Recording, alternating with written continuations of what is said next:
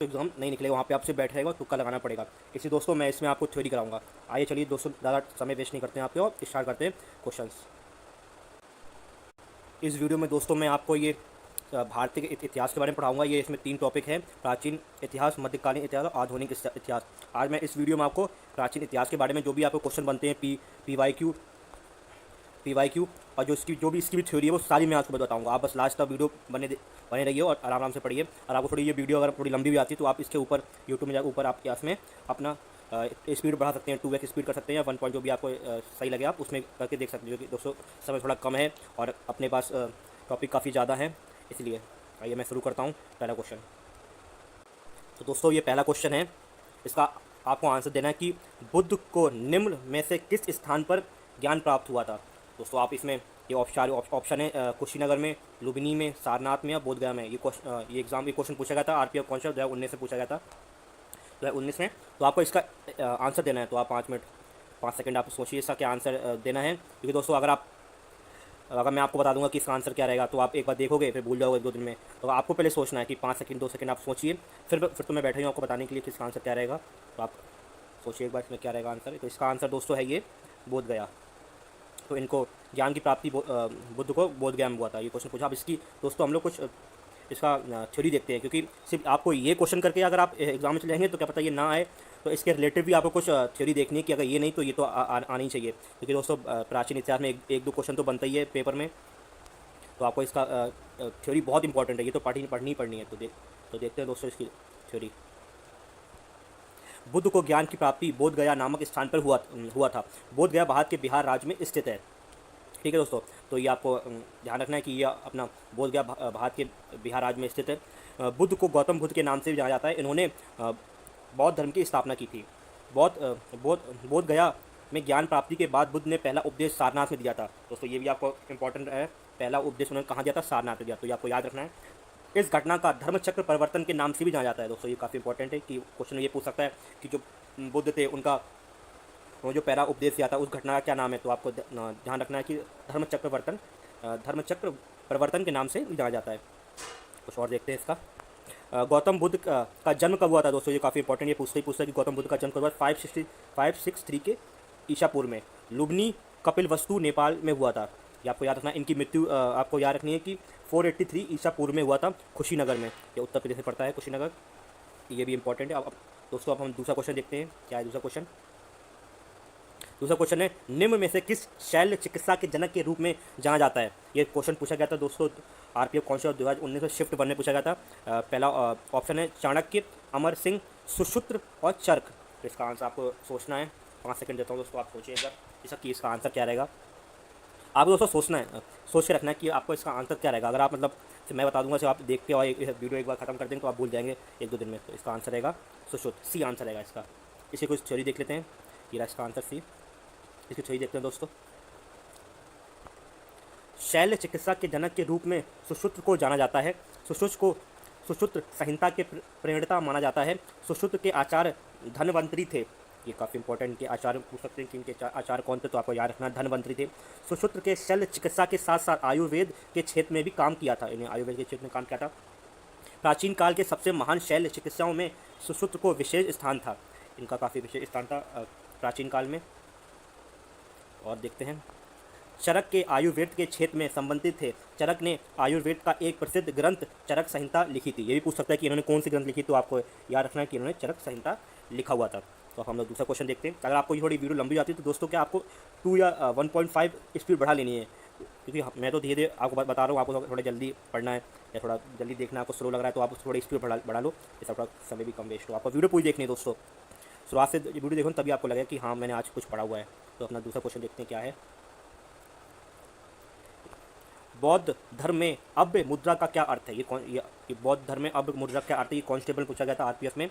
बुराई से बचाव, निर्भीकता, ज्ञानोत्तम, उपदेश। तो इसका आंसर आप सोच के रखिए दोस्तों, क्या इसका आंसर क्या रहेगा। 5 सेकंड का मैं समय दे रहा हूँ, आंसर देख लीजिए।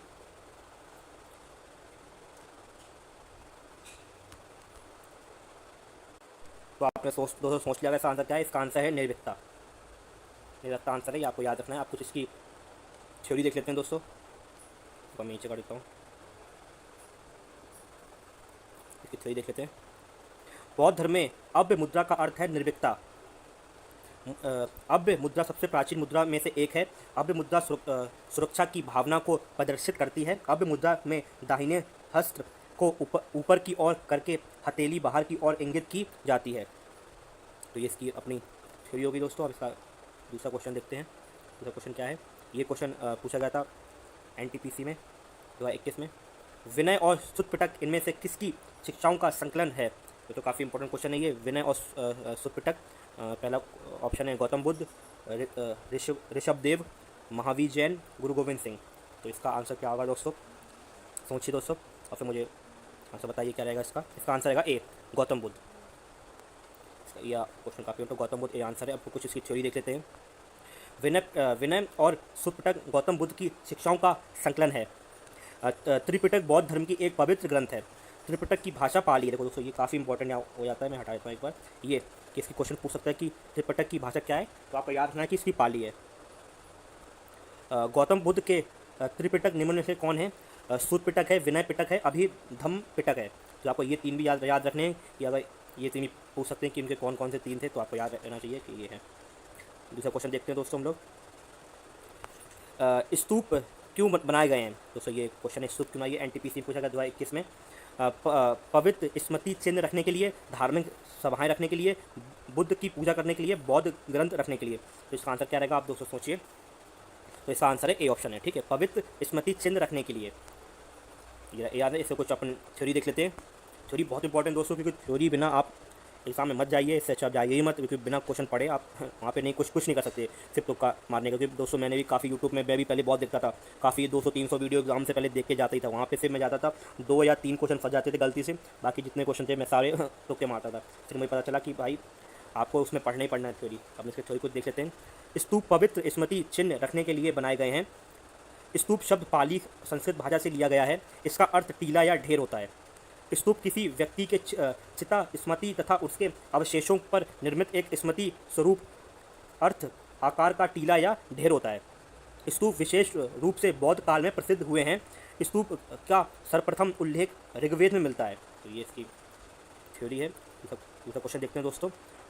क्या है? बौद्ध प्रतीक धर्मचक्र किसे दर्शाता है? हम इसका देखेंगे, ऑप्शन देखेंगे। ऑप्शन है प्रथम उपदेश, जन्म, अंतिम उपदेश या मृत्यु। दोस्तों मैंने यहाँ पे क्या ऑप्शन हटा दिया है इसलिए क्योंकि अगर मैं ऑप्शन लगा दूंगा आप देख के बता दोगे। आप अभी तो यहाँ देख के बता दोगे, 2-4 दिन बाद आप भूल जाओगे यहाँ पे जैसे आप एग्जाम करोगे, इसलिए मैंने ऑप्शन हटा दिया। आप एक बार देखिए उसको, 1-2 मिनट समझिए, फिर ऑप्शन दिए। भले आप गलत दे रहे हो, कोई दिक्कत नहीं है, पर आप दोगे ना तो आप फिर मैं आपको सही बताऊँगा तो आपको याद रहेगा। भले आप कभी नहीं भूलोगे। अब 1-2 बार इसको वीडियो को देख लिया, अगर रिवाइज कर लिया, भले 2x स्पीड में देख लीजिए। मैं भी ऐसे करता हूँ दोस्तों, 2x स्पीड में ले देख लेता हूँ, तो आप भी इसको देख सकते हो। तो इसका आंसर क्या आएगा? इसका आंसर है दोस्तों फर्स्ट, प्रथम उपदेश। आंसर प्रथम उद्देश्य। ये RPF कौन सा अध्याय 19 से पूछा गया था फर्स्ट शिफ्ट में। अब इसका कुछ अपना वो देख लेते हैं थ्योरी क्या कह रहा है ये। बौद्ध प्रतीक धर्मचक्र प्रथम उपदेश को दर्शाता है। गौतम बुद्ध ने ज्ञान प्राप्ति के बाद अपना पहला उपदेश सारनाथ में दिया था। इस घटना को धर्मचक्र परिवर्तन के नाम से जाना जाता है। गौतम बुद्ध ने अंतिम उपदेश कुशीनगर में दिया था। देखो दोस्तों ये भी इंपॉर्टेंट कि ये पूछ सकता है कि गौतम बुद्ध ने अपना अंतिम उपदेश कहाँ दिया था। ऑप्शन दे देगा, राज्य दे देगा या जगह का नाम दे देगा, तो आपको यहाँ पे ये टिक करना है, कुशीनगर में। तो आगे देखते हैं दोस्तों। गौतम बुद्ध के जन्म की घटना का प्रतीक क्या है? जन्म की घटना का प्रतीक पूछ सकता है कमल, सांड। गौतम बुद्ध के मृत्यु महापरिनिर्माण का प्रतीक स्तूप है।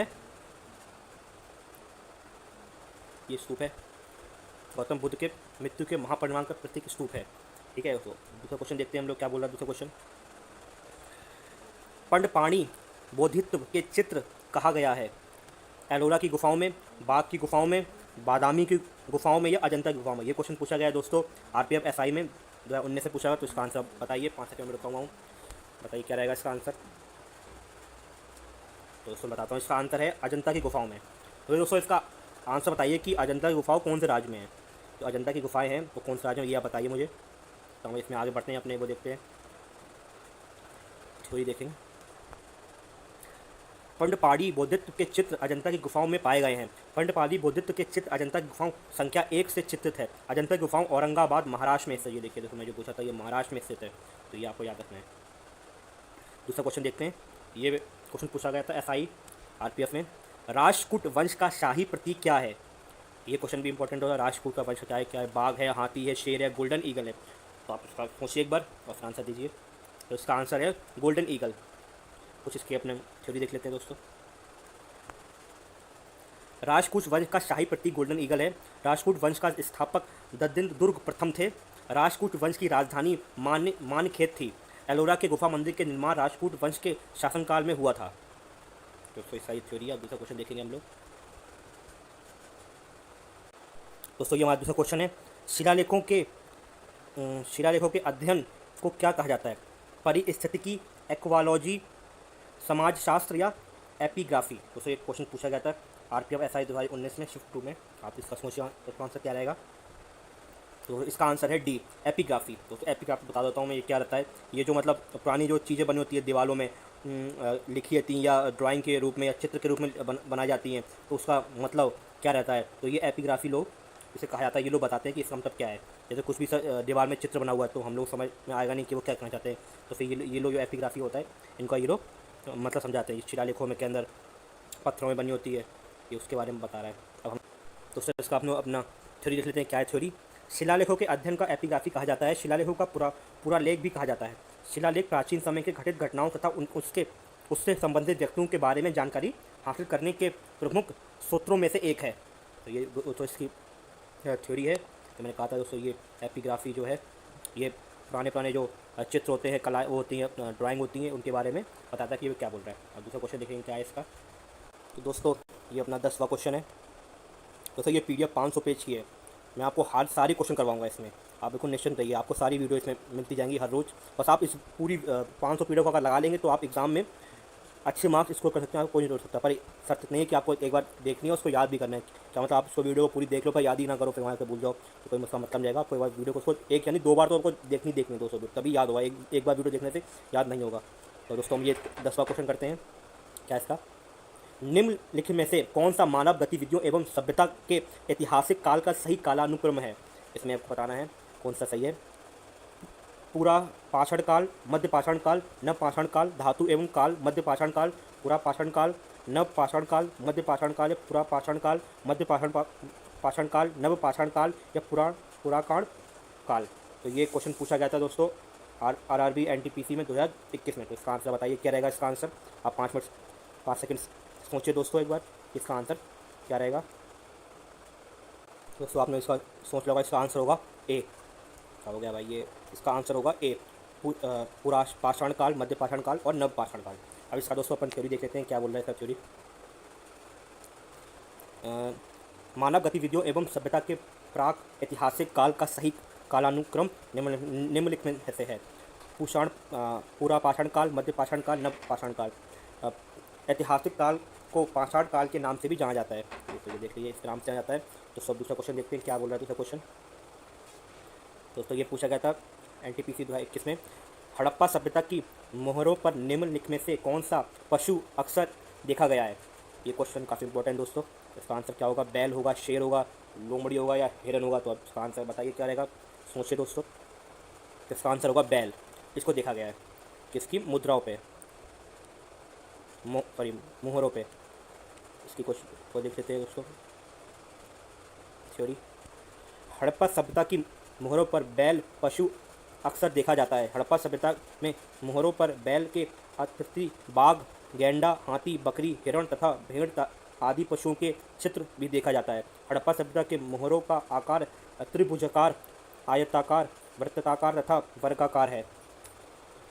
इसका आपने फिर देख लोगे। अब दूसरा क्वेश्चन देखते हैं क्या है। भारतीय नेपोलियन निम्नलिखित में से किसको कहा जाता है? शंकरगुप्त को, चंद्रगुप्त तृतीय को, समुद्रगुप्त को या पुलकेशिन तृतीय को?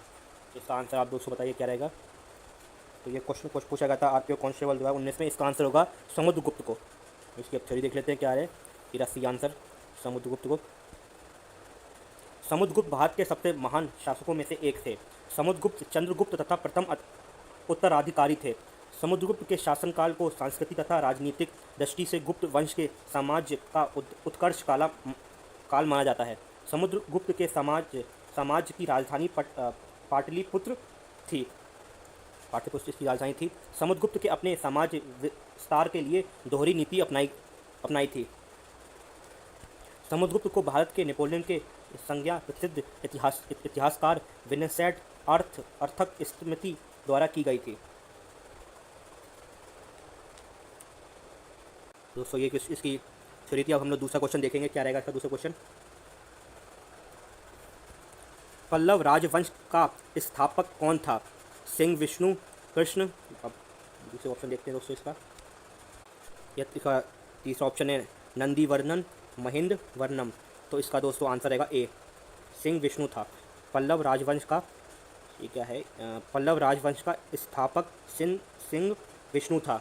पल्लव राजवंश दक्षिण भारत का एक प्रसिद्ध राजवंश था। पल्लव राजवंश की राजधानी कालीपुरम थी। और इसका देख लेते हैं आगे क्या है। नंदी वर्णम तथा महेंद्र वर्णम पल्लव राजवंश के प्रमुख शासक थे। तो ये भी आपको याद रखना है कि इनके प्रमुख शासक ये दो थे, नंदी वर्धन और महेंद्र वर्धन। सिंह विष्णु को अवनी सिंह के नाम से भी जाना जाता है। दोस्तों ये भी क्वेश्चन पूछ सकता है कि जो अपने सिंह विष्णु को, इसका दूसरा नाम क्या था? तो अवनी सिंह के नाम से भी इसको जाना जाता है। आप दूसरा क्वेश्चन देखते हैं क्या है इसका क्वेश्चन। निम्नलिखित में से धर्मों में से किस धर्म से दिलवाड़ा मंदिर संबंधित है? तो ये क्वेश्चन बहुत इंपॉर्टेंट है, RPF कॉन्सेप्ट 2019 में आया था। क्या हुआ? ईसाई धर्म, बुद्ध धर्म, जैन धर्म या हिंदू धर्म। तो इसका आंसर क्या आएगा? एक बार सोचें दोस्तों। आपने इसका आंसर सोच लिया हुआ है, तो इसका आंसर क्या रहेगा? इसका आंसर होगा सी, जैन धर्म। इसे कुछ थ्योरी देख लेते हैं, क्या बोल रही थ्योरी है। दिलवाड़ा मंदिर राजस्थान राज्य के सिरोही जनपद के माउंट काबू पर स्थित है। दिलवाड़ा मंदिर जैन धर्म में संबंधित है। ये भी आपको याद रखना है।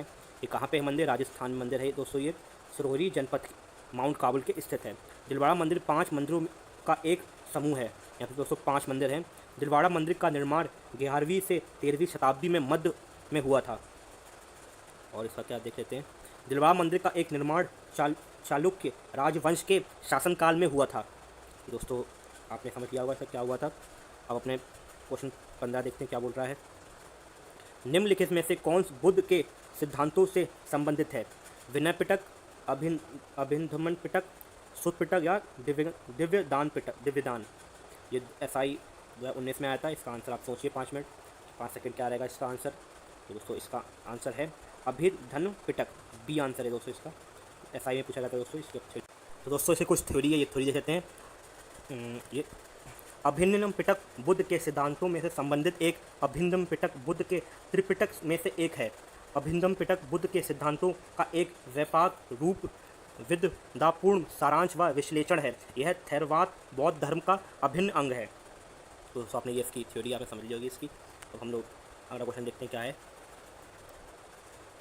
ये दोस्तों पूछा गया था RPF SI में 2019 में। सिंधु घाटी सभ्यता का सबसे पहला खोजा गया स्थल कौन सा है? तो दोस्तों आपको देखना, पहला ऑप्शन है लोथल में, कालीबंगन, हड़प्पा या मोहनजोदाड़ो। इसका आंसर दोस्तों आपको बताना है क्या रहेगा। तो इसका आंसर है दोस्तों डी, हड़प्पा सबसे पहले खोजा जाने वाला स्थल है। इसकी कुछ थोड़ी देख लेते हैं क्या बोल रहा है ये। सिंधु घाटी सभ्यता का सबसे पहला खोजा जाने वाला स्थल हड़प्पा है। हड़प्पा स्थल की खोज वर्ष 1921 में राय बहादुर दयाराम साहनी ने की थी। दोस्तों ये बहुत इंपॉर्टेंट है, ये आपको ध्यान रखना है कि इनकी खोज राय बहादुर दया साहनी ने की थी। दोस्तों ये आप पूछ सकते हैं कि इनकी खोज किसने की थी। हड़प्पा स्थल रावी नदी के तट पर स्थित है। दोस्तों ये भी याद रखना है कि क्वेश्चन ये पूछ सकता है कि हड़प्पा जो स्थल है वो कौन सी नदी के किनारे स्थित है। तो आपको याद रखना रावी नदी। मोहनजोदाड़ो इसका शाब्दिक अर्थ है क्या है? मृतकों का टीला। इसका अर्थ है मृतकों का टीला। मोहनजोदाड़ो स्थल की खोज वर्ष 1922 में राखलदास बनर्जी ने की थी। ये भी इंपॉर्टेंट कि मोहनजोदाड़ो की खोज किसने की थी। तो आपको याद रखना राखलदास बनर्जी ने। मोहनजोदाड़ो स्थल सिंधु नदी के तट पर स्थित है। ये याद रखना है कि मोहनजोदाड़ो कौन सी नदी पे स्थित? सिंधु नदी पे। लोथल स्थल की खोज वर्ष 1954 में डॉक्टर SR राव ने की थी। दोस्तों ये भी इंपॉर्टेंट, ये भी याद रखना है कि खोजकर्ता पूछ सकता है कौन है। तो आपको याद रखना है खोजकर्ता डॉक्टर SR राव ने की थी। इसका आगे देखते हैं क्या है, क्या बोल रहा है ये। लोथल सिंधु घाटी सभ्यता का महत्वपूर्ण बंदरगाह है। जो लोथल था वो बंदरगाह है सिंधु सभ्यता का। लोथल स्थल भोगवा नदी के तट पर स्थित है। दोस्तों ये आपको याद रखना है कि कहाँ पे भोगवा नदी। दोस्तों क्वेश्चन कुछ ही पूछ सकता है कि मोहनजोदाड़ो कौन से नदी पे स्थित है, अपना लोथल कौन से नदी पे स्थित है। आपको याद रखना है। कालीबंगा स्थित खोज अमललादन घोष ने की थी। याद रखना है कि कालीबंगा किसने की थी? लानंद ने खोज की थी इनकी। अब आगे देखते हैं क्या है इसका। कालीबंगा के स्थित के उत्खनन का श्रेय बीके थापर तथा बीबी लाल को जाता है। कालीबंगा घग्गर नदी के तट पर स्थित है। कालीबंगा कौन सी नदी पर स्थित? घग्गर नदी के स्थित है। ये भी आपको याद रखना है। थ्योरी पढ़नी है दोस्तों, क्योंकि क्वेश्चन पढ़ के आप सिर्फ जाओगे तो एग्जाम क्रैक नहीं होगा। थ्योरी से ही क्वेश्चन आएगा कि अगर इस साल ये आ गए क्वेश्चन तो अगली साल ये पूछ सकते हैं कि कालीबंगा किस नदी के तट पर स्थित है। तो आगे देखते हैं कौन सा क्वेश्चन आता है। ये क्वेश्चन, प्रसिद्ध उत्तरामेर शिलालेख किस राजवंश से संबंधित है? ये क्वेश्चन पूछा गया RPSI 2019 में। पांडव, चोल, पल्लव, चालुक्य। तो इसका आंसर आपको बताना है दोस्तों। 5 सेकंड सोचिए क्या रहेगा इसका आंसर। तो इसका आंसर है दोस्तों ये बी, चोल। कुछ सही देख लेते हैं क्या बोल रहा है। ये देखिए, प्रसिद्ध उत्तरामेर शिलालेख चोल राजवंश से संबंधित है। चोल राजवंश दक्षिण भारत का एक प्रमुख राजवंश था। इस अभिलेख के माध्यम से चोर कालीन ग्राम्य प्रशासन तथा कर व्यवस्था की जानकारी प्राप्त होती है। तो सही है, इसका थ्योरी है।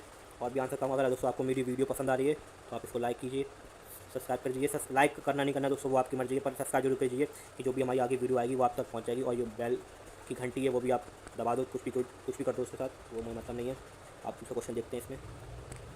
सिंधु सभ्यता के इनमें से किस स्थल में जलाशयों के साक्ष्य मिलते हैं? तो दोस्तों जो सिंधु सभ्यता है इसमें कौन से जलाशय साक्ष्य मिलते हैं? कालीबंगा, धोलावीरा, लोथल या कोट दीजी। या RRB NTPC से पूछा गया था 2021 में। तो इसका आंसर आप दोस्तों सोचिए क्या रहेगा इसका आंसर। तो इसका आंसर है धोलावीरा, बी आंसर इसका। तो इसी कुछ थ्योरी देखते हैं, थ्योरी क्या बोल रही है। सिंधु सभ्यता के धोलावीरा स्थल से जलाशय के साक्ष्य मिलते हैं। धोलावीरा स्थल गुजरात राज्य में स्थित है। ये आप याद रखना, धोलावीरा कहाँ है? गुजरात में। धोलावीरा स्थल की खोज वर्ष 1967 से 68 के में JP जोशी ने की थी। ये भी याद रखना है, किसने खोज की थी? JP जोशी ने। कालीबंगा इस स्थल में जुते हुए खेत के साक्ष्य मिलते हैं। यह स्थल राजस्थान राज्य में स्थित है। ये कहाँ है? कालीबंगा राजस्थान में स्थित है। कोट दीची। इस स्थल में कांसे की चपटे फलक वाली कुल्हाड़ी के साक्ष्य मिलते हैं। यह स्थल पाकिस्तान देश के सिंध राज्य में स्थित है। याद रखना है कि कहाँ पे स्थित है? पाकिस्तान के सिंध राज्य में। अब इसका दूसरा देखते हैं। लोथल इस स्थल से 3 युग समाधियों के साक्ष्य मिले हैं। यह स्थल गुजरात राज्य में स्थित है। ये भी याद, लोथल कहाँ पे है? गुजरात राज्य में स्थित है। अब दूसरा क्वेश्चन देखते हैं दोस्तों। 19वां क्वेश्चन देखेंगे क्या है। मोहनजोदाड़ो नाम का अर्थ किस भाषा से मुर्दों का टीला है? इसका आंसर बताना है कि जो मोहनजोदाड़ो नामक अर्थ है, ये भाषा का मुर्दों का टीला क्या है? फारसी, उर्दू, सिंधी या हिंदी। कहाँ से लिया गया? ये दोस्तों आया था ग्रुप डी में 2018 में। तो इसका आंसर आप बताना है क्या रहेगा आंसर इसका दोस्तों। 5 सेकंड सोचिए। आपको सोचना जरूरी है कि आंसर क्या रहेगा। मैं बता दूंगा तो आप भूल जाएंगे। अब ये मैं बता दूँगा तुरंत ही। तो इसका आंसर दोस्तों होगा सिंधी। ये रहेगा डी। कुछ इसकी वो देख लेते हैं दोस्तों, थ्योरी देख लेते हैं। 1 मिनट मैं थ्योरी निकाल देता हूँ इसकी। अब दोस्तों ऐसी कुछ थ्योरी है, देखते हैं। मोहनजोदाड़ो का ये कर लेते हैं। मोहनजोदाड़ो का अर्थ सिंधी भाषा में मुर्दों का टीला है। मोहनजोदाड़ो का सिंधु घाटी सभ्यता का सबसे बड़ा स्थल माना जाता है। ये और ऊपर करते हैं। वर्तमान में मोहनजोदाड़ो की स्थिति पाकिस्तान के सिंध राज्य में है। मोहनजोदाड़ो विशाल स्नानागार के अवशेष मिले हैं। मोहनजोदाड़ो सिंधु नदी के तट पर स्थित है। ये आपको याद रखना, मोहनजोदाड़ो कौन सी नदी पर स्थित है?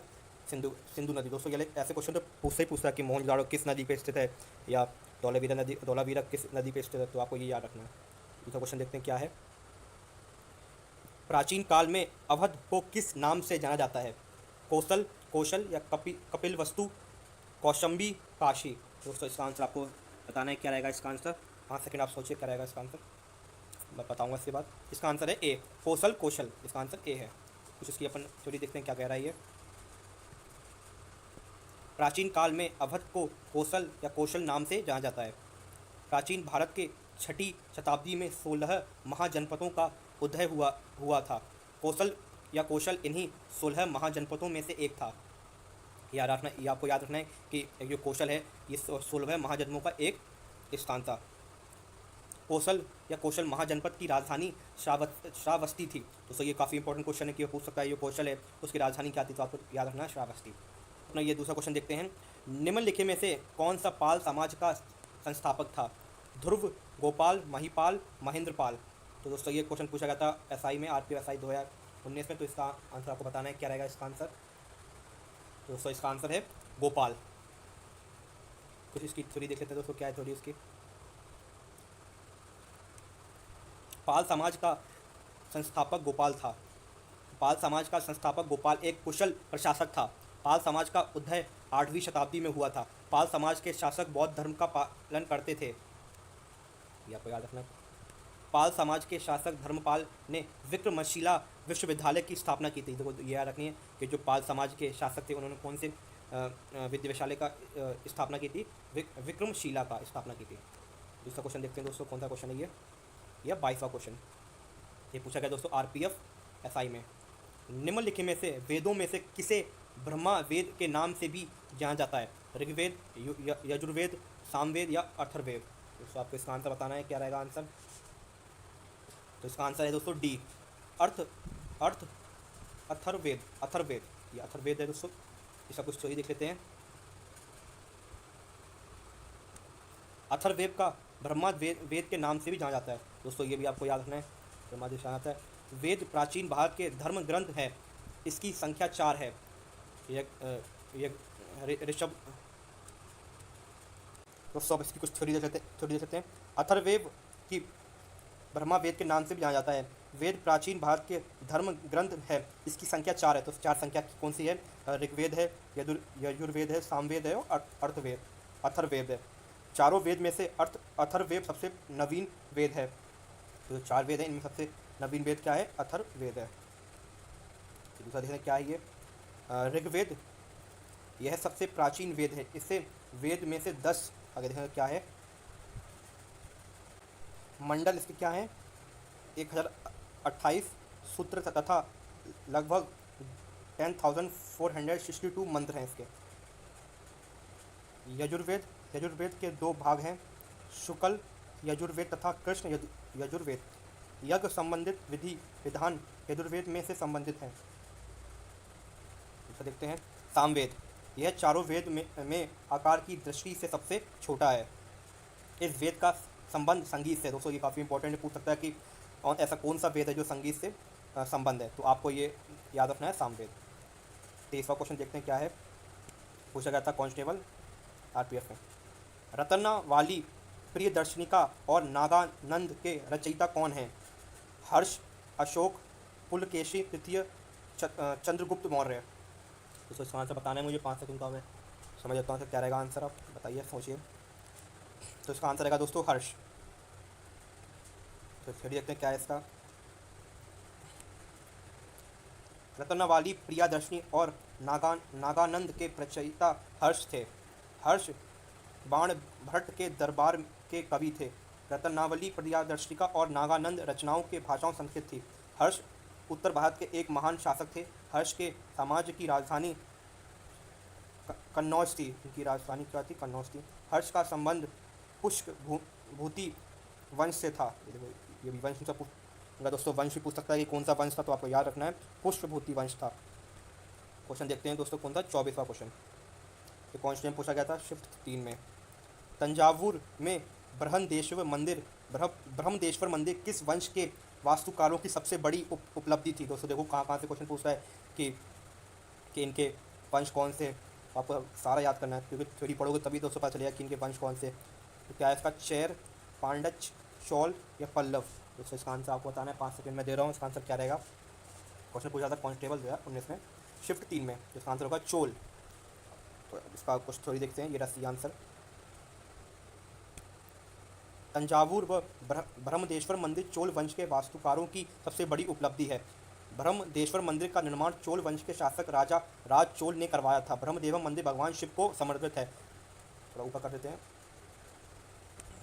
तंजावुर के स्थित ब्रह्मदेश्वर मंदिर को चोल शासक का राजा राज चोल के नाम पर राजेश्वर मंदिर का नाम भी दिया गया है।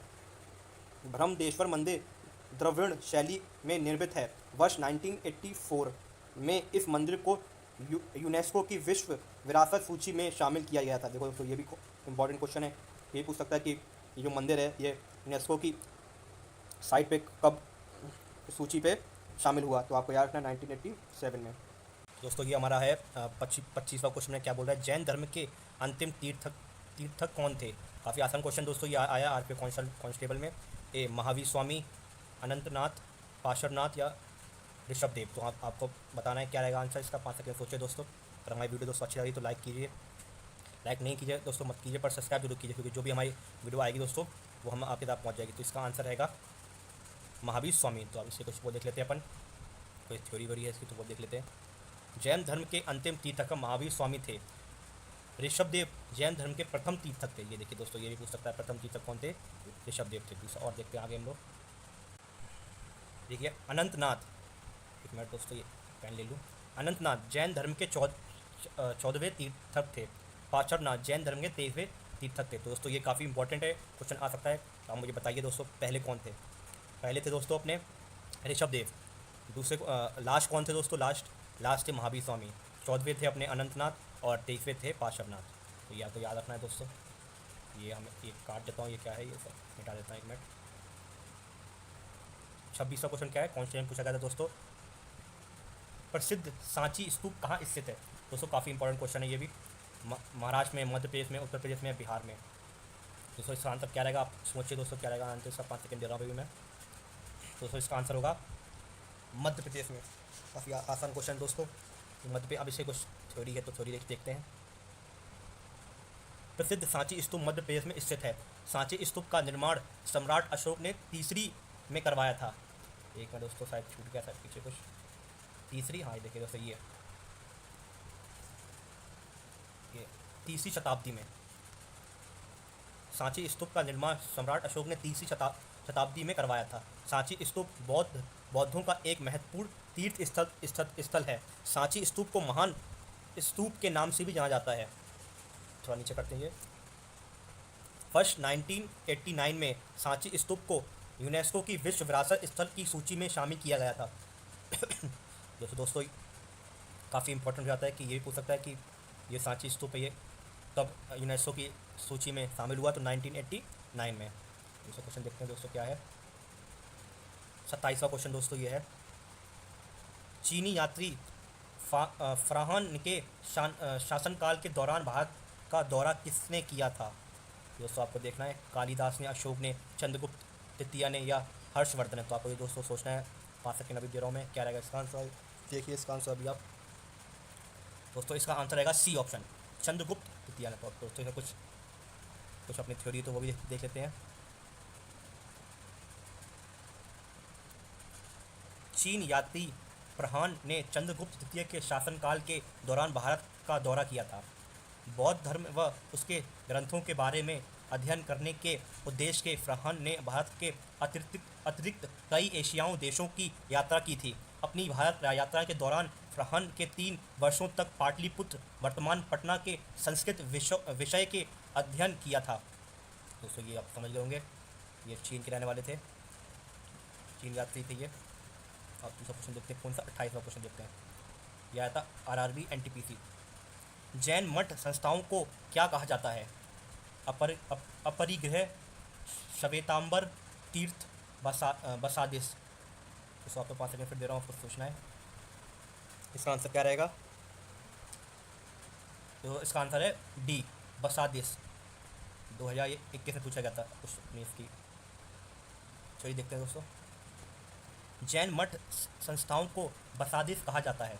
बसादिस जैन धर्म के अनुयायियों के लिए पूजा का स्थान है। ये दोस्तों पूजा का स्थान है, आपको याद रखना है। वो पूछ सकता है कि ये कौन सा स्थान है, तो आपको बताना पड़ेगा कि ये पूजा का स्थान है। ये भी कुछ आ सकता है, स्थान होता है। यह मुख्य कर्नाटक राज्य में स्थित है। दोस्तों ये भी इंपॉर्टेंट है, कहाँ पे स्थित है? कर्नाटक में। बसादिस जैन धर्म में हुए तीर्थकों के मंदिर होते हैं। ये तीर्थों के मंदिर होते हैं दोस्तों, आपको याद रखना है। ये अपना 29 क्वेश्चन है। 29वां क्वेश्चन है, निम्नलिखित में से विकल्पों में से गलत जोड़ी का चयन करें। चंद्रगुप्त मौर्य, बिंबिसार गुप्त, राजा राजचोर, कनिष्क है ये, कनिष्क कुषाण। तो ये अपना पूछा गया था RRB NTPC में दोस्तों। तो इसका आंसर बताइए। 5 सेकंड का तो समय दे रहा हूँ दोस्तों, आंसर सोचना है दोस्तों। अगर मैं बता दूंगा तो फिर आप भूल जाएंगे और फिर आपको वीडियो देखनी पड़ेगी, इसलिए आप सोचिए तो आपको याद रहेगा हमेशा। इसका आंसर दोस्तों बी, बिंबिसारा गुप्त। आप कुछ अपना ये चलिए देखते हैं दोस्तों। बिंबिसारा का संबंध हर एक वंश से है। दोस्तों आपको ये बहुत इंपॉर्टेंट है कि वो पूछ सकता है कि बिंबिसारा का वंश किससे है, तो हर्यक वंश का नाम है। चंद्रगुप्त का संबंध मौर्य वंश से है। दोस्तों ये भी याद रखना, जो चंद्रगुप्त का संबंध मौर्य वंश से, राजा का संबंध चोल वंश से है। ये दोस्तों ठीक है। कनिष्क का संबंध कुषाण वंश से है। तो ये भी दोस्तों याद रखना है, कनिष्क का कुषाण वंश से है। इसका आंसर अपना दोस्तों बी था, मैं लगा देता हूँ, बिंबिसारा।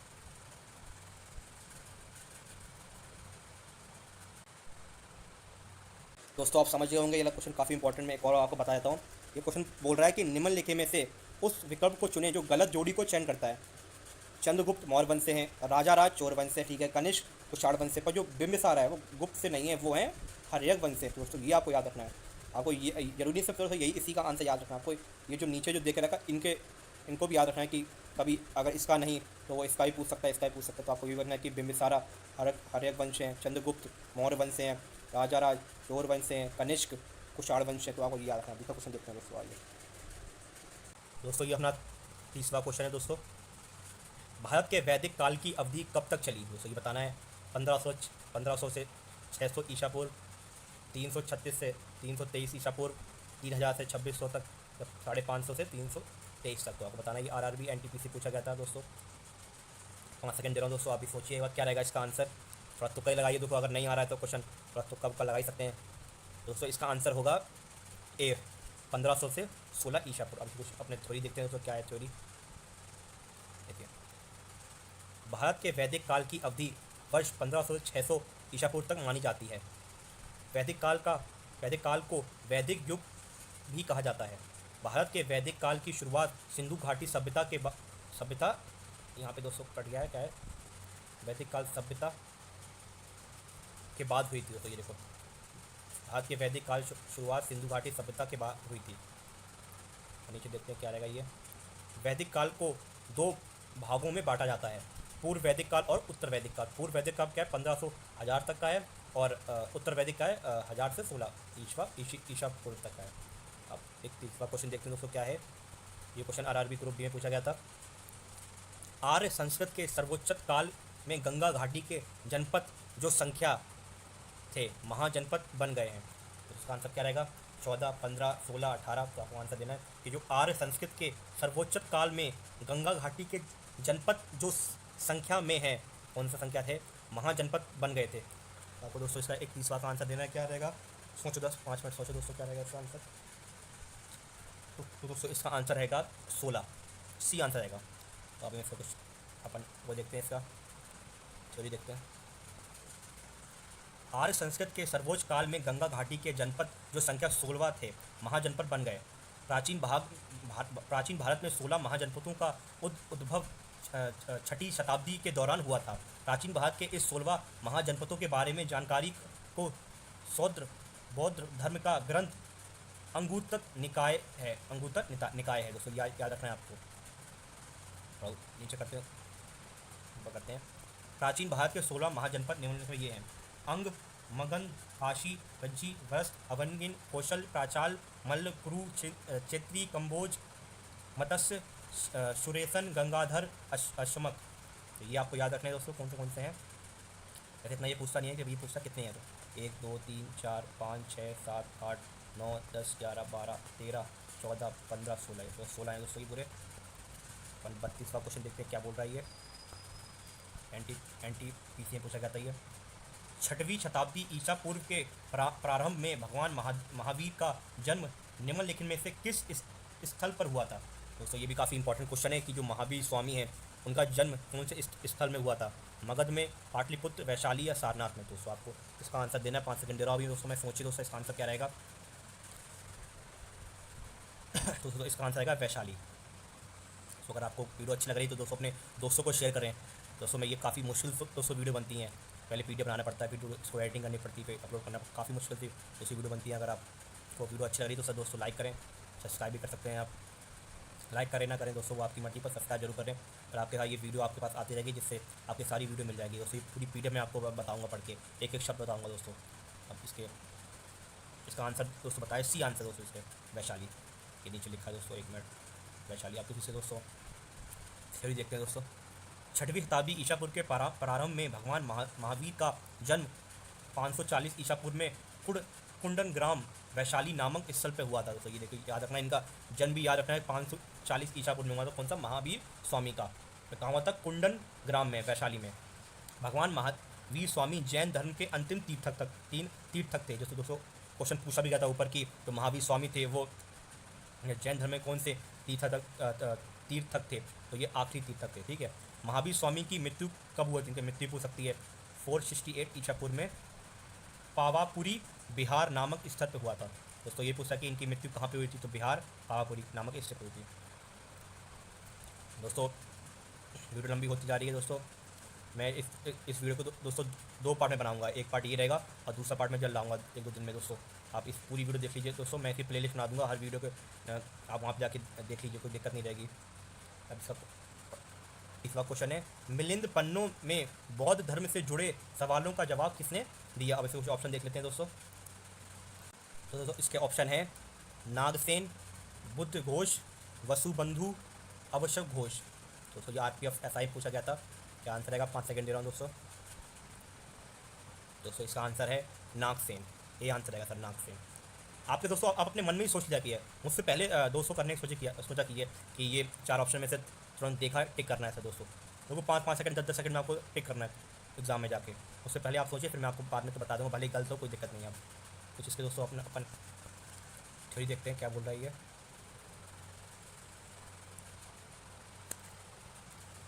मिलिंद पन्नों में बौद्ध धर्म से जुड़े सवालों का जवाब नागसेन में दिया था। मिलिंद पन्नों एक बौद्ध ग्रंथ है। ये क्या है? बौद्ध ग्रंथ है जो पाली भाषा में रचित है। इसमें मिलिंद तथा नागसेन के मध्य बौद्ध मत पर हुई वार्तालाप वर्णित है। दोस्तों इसमें जो वार्तालाप है वो इसमें वर्णित है। एक पाली भाषा में इसमें रचित है ये। दोस्तों अपन 34वां क्वेश्चन देख लेते हैं। कांस्टेबल पूछा जाता है, कांस्टेबल RPF में। दूसरा तमिल संगम निम्न में से किस स्थान पर संपन्न हुआ? तिरुनेलवेली, मदुरै, कापनपुरम, दक्षिण मैथुर। दोस्तों इसका आंसर आपको देना है। क्या रहेगा इसका आंसर? 5 सेकंड अभी दे रहा हूँ दोस्तों, मन में सोचिए दोस्तों क्या रहेगा इसका आंसर।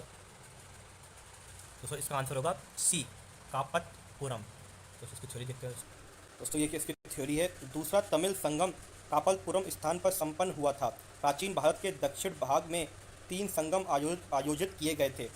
इसके दोस्तों याद रखना है कि आपके दक्षिण भाग में 3 संगम आयोजित किया गया था। इसको तमिल कवियों के समागम भी कहा जाता है। तमिल व्याकरण ग्रंथ तोलकाप्पियम का संबंध तमिल कवियों के दूसरे संपागम से है। पहला तमिल संगम तथा तीसरा तमिल संगम मथुरै स्थान पर संपन्न हुआ था। ये आपको याद रखना कहाँ पे हुआ था? तमिल संगम मथुरै स्थान पर, ये मथुरै स्थान पे संपन्न हुआ था दोस्तों। अब 35वां क्वेश्चन देखते हैं क्या रहेगा। प्रसिद्ध यात्री फ्राहन का संबंध किस देश से है? देखो दोस्तों ये क्वेश्चन आपको मैं ऊपर बता चुका था। ये क्वेश्चन आया था कि ये कहाँ के थे, आपको बताना है दोस्तों। इसमें तो दोस्तों आपको पता ही होगा, आप ऊपर पढ़ा होगा, आप ध्यान से पढ़ रहे हो। तो दोस्तों ये है चीन के थे। इनको कौन से RPF कौन से पूछा गया? शिफ्ट 3 में पूछा गया था। इसकी थ्योरी देखते हैं मतलब क्या रहेगी थ्योरी इसकी। प्रसिद्ध यात्री फ्राहन का संबंध चीन देश से है। फ्राहन भारत चंद्रगुप्त विक्रमादित्य के शासक में आया था। फ्राहन भारत आने वाला प्रथम चीनी यात्री था। ये पूछ सकता है दोस्तों कि प्रथम चीनी यात्री कौन था? तो आपका नाम याद रखना है फ्राहन बौद्ध धर्म का अनुयायी था। अपनी भारत यात्रा के दौरान फ्राहन 6 वर्षों तक यही रहा, 6 साल तक यही रहा दोस्तों। फ्राहन बौद्ध धर्म तथा उसके ग्रंथों के बारे में अध्ययन करने के उद्देश्य से भारत आया था। याद रखना दोस्तों किसके लिए आया था ये? बौद्ध धर्म का उसके ग्रंथों के बारे में अध्ययन करने के लिए। दोस्तों वीडियो काफ़ी लंबी होती जा रही है, 1 घंटे की दोस्तों वीडियो हो गई है। अब दोस्तों मैं इसका लास्ट क्वेश्चन 40 का क्वेश्चन और 40 क्वेश्चन कराता हूँ दोस्तों आज, वरना काफ़ी वीडियो लंबी जाएगी। इस टॉपिक को दोस्तों 2 पार्ट में ख़त्म कर दूंगा मैं आपको, आप चिंता मत कीजिए। इसका क्वेश्चन देखते हैं, बुद्ध का वास्तविक नाम क्या था? दोस्तों ये देखो क्वेश्चन आ गया कि बुद्ध का वास्तविक नाम क्या? सिद्धार्थ था, चन्ना था, शुद्धोधन था, कंथक था। दोस्तों बताना है क्या रहेगा इसका। 5 सेकंड अभी दे रहा हूँ। इसका आंसर क्या रहेगा देखिए, बताइए मुझे दोस्तों। इसका आंसर होगा सिद्धार्थ था दोस्तों। बुद्ध का नाम, रियल नाम सिद्धार्थ था। ये RPF असाइन पूछ रहा है। देखो दोस्तों, RPF असाइन, अगर आप पूरी मतलब अगर आप एक एक वर्ड पढ़ते हैं ना थ्योरी में, तो आपको डरने को दिक्कत ही नहीं पड़ेगी, आपको सब पता है। RBI असाइन पूछ रहा है दोस्तों। देखो दोस्तों, ये एसआई में आप ऐसे क्वेश्चन एसआई में पूछ जा रहे हैं, तो कांस्टेबल तो आपको दोस्तों आसानी क्वेश्चन आएंगे। तो आप अगर आप एक एक लाइन पढ़ते हैं, थ्योरी पढ़ते हैं, तो आपको कोई दिक्कत नहीं होगी। जब बिना थ्योरी पढ़ के जाते हैं दोस्तों, सिर्फ क्वेश्चन के भरोसे जाएंगे दोस्तों, तो वहाँ पे मतलब आप गुड़ गोबर कर ही देंगे, इतना सा विश्वास आप रखिए। ये देखो, ये आंसर आ गया। अब इसका अपन वो पढ़ते हैं, क्या है इसका थ्योरी क्या है। बुद्ध का वास्तविक नाम सिद्धार्थ था। गौतम बुद्ध का जन्म 563 ईशापुर लुम्बिनी कपिलवस्तु नेपाल में हुआ था। दोस्तों ये मैं आपको ऊपर बता चुका था, सबसे पहले ही क्वेश्चन दोस्तों था ये, कि कहाँ पे उनका उनका जन्म कहाँ पे हुआ था, मृत्यु कहाँ पे हुई थी। दोस्तों अब दूसरा क्वेश्चन देखते हैं। देखो थोड़ी थ्योरी बची थी, ये थ्योरी है। गौतम बुद्ध के पिता का नाम क्या था। देखो दोस्तों, गौतम बुद्ध के पिता का नाम भी पूछ सकता है। शुद्धोधन उनके पिता का नाम था। अब जैसे दोस्तों क्या, कुछ लोग बच्चे क्वेश्चन लगा के जाते हैं। अब उन्होंने ये तो पढ़ लिया कि भाई गौतम बुद्ध का नाम सिद्धार्थ था, अब भाई उनके पिता का नाम पूछ लिया, फिर क्या क्या होगा। दोस्तों थ्योरी पढ़ना बहुत जरूरी है दोस्तों। थ्योरी नहीं करते, आप थ्योरी नहीं पढ़ोगे, अब तक आप क्वेश्चन लगा पाओ। मैं सर दोस्तों यूट्यूब में बस यही देखता हूँ, सिर्फ क्वेश्चन कराते थे, मॉक टेस्ट 500 क्वेश्चन लगा लो, 200 क्वेश्चन लगा लो 1 घंटे 2 घंटे के दोस्तों, उससे दोस्तों कुछ नहीं होता है दोस्तों। मैंने बहुत गलतियाँ की है, मैं चाहता हूँ कि आप लोग ऐसा ना करें। इसका दूसरा देखते हैं। चिन्ना गौतम बुद्ध का प्रमुख सारथी तथा सेवक था। तो दोस्तों ये पूछ सकता है कि इसका सेवक कौन था। चिन्ना। कंथक गौतम बुद्ध का घोड़ा था। देखो दोस्तों, ये पूछ सकता है कि क्वेश्चन पूछ सकता है कि गौतम बुद्ध का, एक मिनट दोस्तों, मैं इसका साफ कर देता हूँ। गौतम बुद्ध का घोड़े का नाम क्या था। कंथक था दोस्तों। ये काफ़ी क्वेश्चन में पूछा गया दोस्तों, इसलिए बता रहा हूँ मैं। एक घोड़े का नाम पूछा जाता है, कंथक घोड़े का नाम था। 37वां क्वेश्चन देखते हैं दोस्तों, क्या है। जैन अवेस्ता किस धर्म से संबंधित पवित्र ग्रंथ है। वो ग्रंथ के बारे में पूछ रहा है दोस्तों। ईसाई, सिख, पारसी या इस्लाम। दोस्तों 5 सेकंड अभी दे रहा हूँ, सोचिए कि क्या रहेगा इसका आंसर, फिर मुझे बताइए। दोस्तों इसका आंसर रहेगा सी, पारसी। इसका आंसर पारसी रहेगा दोस्तों। ये आर पे बोला था कसाई में। कुछ इसके थ्योरी देखते हैं दोस्तों, क्या रहेगी थ्योरी इसकी। जैन अवेस्ता पारसी धर्म से संबंधित पवित्र ग्रंथ है। ईसाई धर्म से संबंधित पवित्र ग्रंथ बाइबल है। सिख धर्म से संबंधित पवित्र ग्रंथ गुरु ग्रंथ साहित्य है।